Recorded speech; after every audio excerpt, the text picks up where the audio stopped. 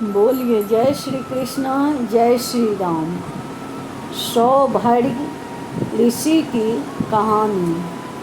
सौभरी ऋषि वृंदावन के निकट कालिंदी के तट पर रमन नामक द्वीप में रहते थे।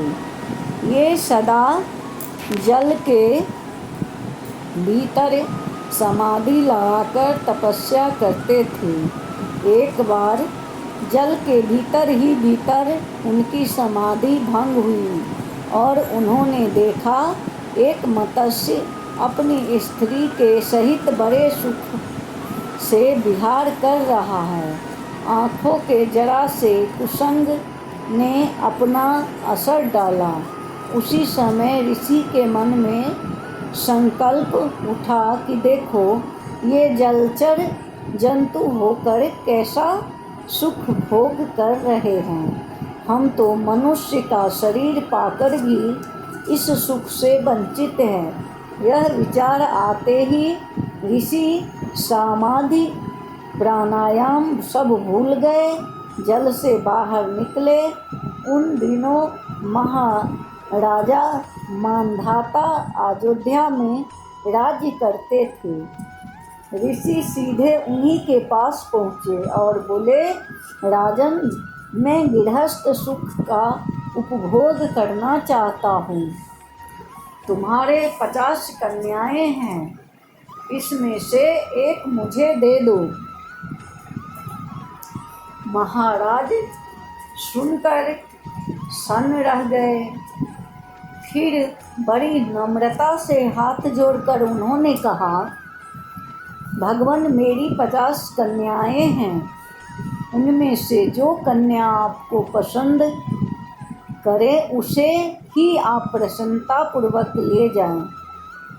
महाराज ने सोचा, मेरी युक्ति कन्याएं इन जैसे अति बूढ़े ऋषि को क्यों पसंद करने लगेगी।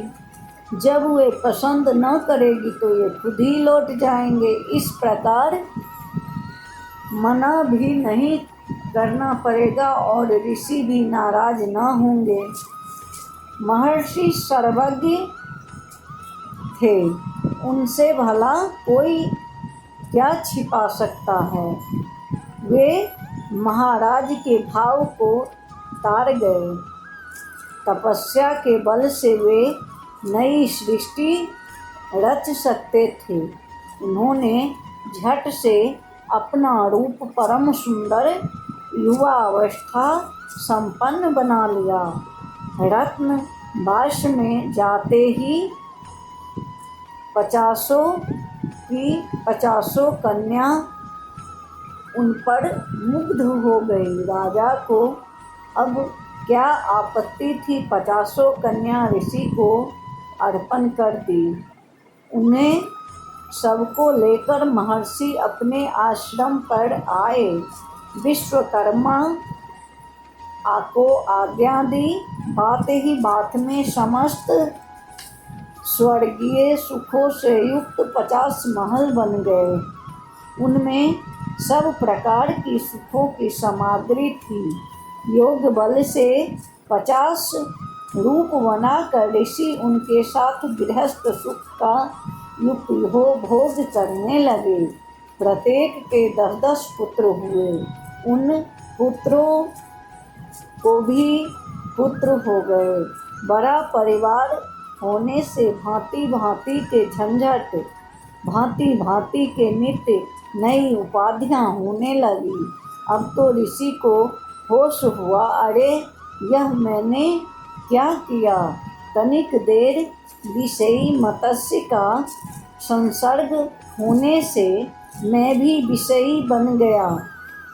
विषयों को क्षण भर के संग का ऐसा दुष्परिणाम, यह सोचते ही वे कहने लगे कि दुःसंग से योग में आरूढ़ हुए योगी तक गिर जाते हैं। फिर अल्प सिद्धि वाले जीवों की तो बात ही क्या है। ऐसा सोचकर वानप्रस्थ धर्म का पालन करते हुए ब्रह्म में लीन हो गए। बोलिए जय श्री कृष्ण, जय श्री राम।